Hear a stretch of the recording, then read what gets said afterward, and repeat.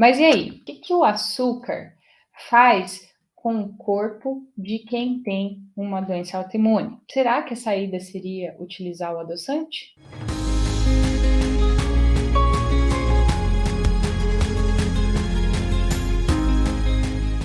Primeiro, quando você come açúcar, ou quando você come qualquer tipo de carboidrato, esse açúcar, né, faz com que o seu pâncreas, que é um órgão que produz um hormônio chamado insulina, que ele produza insulina para que este açúcar seja colocado dentro da célula para ser utilizado como energia.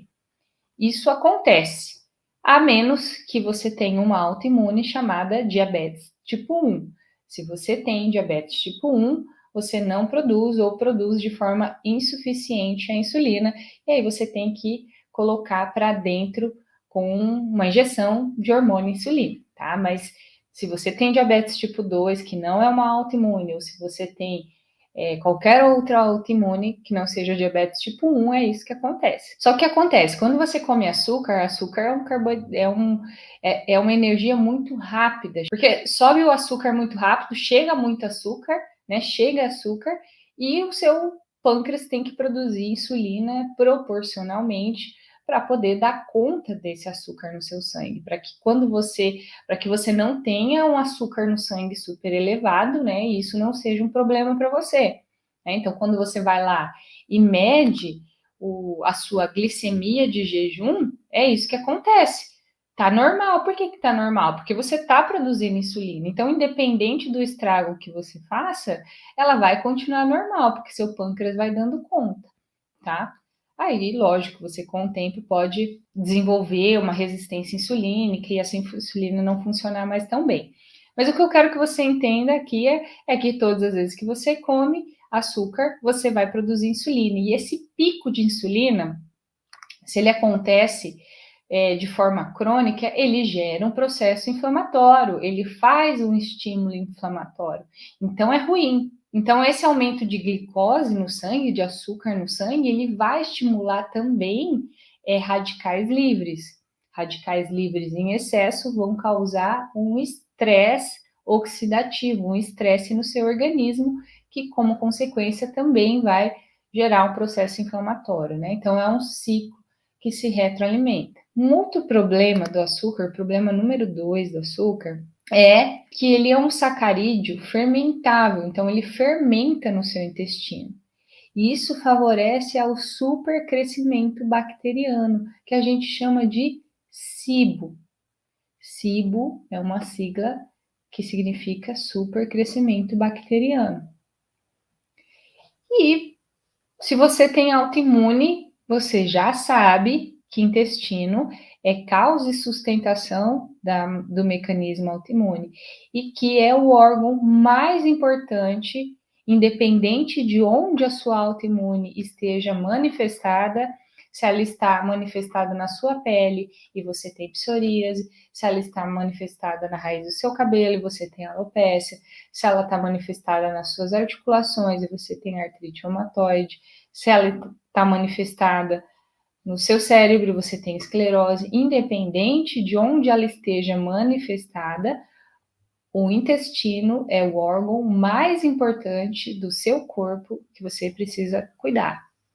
Então, se eu ingiro uma substância, no caso o açúcar, que estimula o supercrescimento bacteriano, eu estou indo contra o meu objetivo, que é controlar os sintomas da autoimune, tá? O supercrescimento bacteriano, ele também pode causar gases, distensão abdominal, né? Pode causar diarreia, né? Fezes soltas, justamente pela pessoa também não digerir tão bem alguns alimentos. E aí você pode estar pensando, Thales, então, se o açúcar é ruim para a questão autoimune, se ela inflama, se ele destrói o meu intestino, que é causa e sustentação da autoimunidade, eu já sei disso, então, a saída seria utilizar o adoçante? Qual que é o impacto do adoçante na autoimune? E aí, gente, eu não vou nem falar de adoçante sintético, tá? Aspartame, sucralose, sacarina, acesulfame K. Esses adoçantes sintéticos, você já está cansado de saber que são ruins, não é verdade? Ah, Carlos, então o sintético é ruim porque é sintético, meu corpo não reconhece como natural. Então, se eu uso um adoçante natural, tá tudo bem. Será? Então, os adoçantes considerados que são naturais, né? Não é que são considerados, os adoçantes naturais, como stevia, xilitol, eritritol, todos os óis, né? Principalmente, o que acontece? Você utiliza um adoçante e a sua língua, a gente tem receptores para sabor doce na língua. E quando a sua língua recebe esse sabor doce do adoçante, ela entende que tem açúcar aí. E aí, lembra que eu expliquei lá no começo sobre liberação de insulina? Seu corpo libera insulina porque ela acha que está chegando açúcar, mas não está chegando açúcar. Então, esse estímulo à insulina, ele acontece também com a utilização de adoçantes, seja ele qual for. E esses adoçantes terminados em ol, eritritol, xilitol, maltitol, eles já foram colocados como uma grande libertação do mundo contra o açúcar, porque eles têm um sabor agradável. Mas aí qual que é a questão? Esses óis, eles alteram a microbiota intestinal também, pois eles também fermentam no intestino. Olha só que loucura! Eles também fermentam no intestino.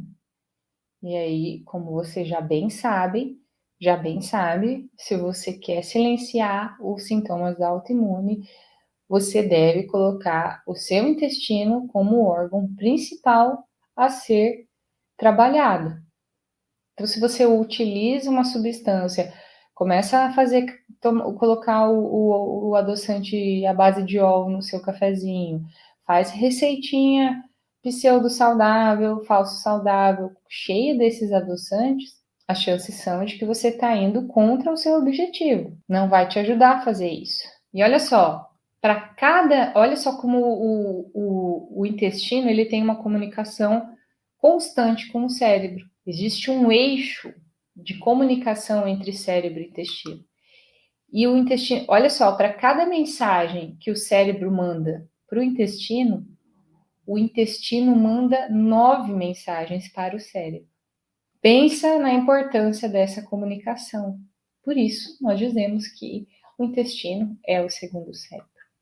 E aí, se você usa adoçante, mesmo os naturais, você está destruindo seu intestino, ou pelo menos não está tratando. Então, sempre quando você for comer alguma coisa, pensa, esse alimento está nutrindo ou está destruindo o meu intestino? Pensa sempre, não importa com caloria, não importa com rótulo de sem glúten, sem lactose, o que for. Você precisa ler o rótulo e ver se tem adoçante, se tem aditivo, se tem outras coisas ali no meio. Ah, Thales, mas se eu for fazer uma receita, de vez em quando, um bolo ou alguma coisa assim, o que eu coloco? Açúcar ou adoçante? Na minha forma de ver, é melhor você colocar açúcar. Açúcar não é um alimento para uso diário, mas quando você quer fazer uma receita, sei lá, um bolo, alguma coisa assim, você consegue, e eu vejo como uma melhor estratégia você utilizar um açúcar como o demerara, por exemplo.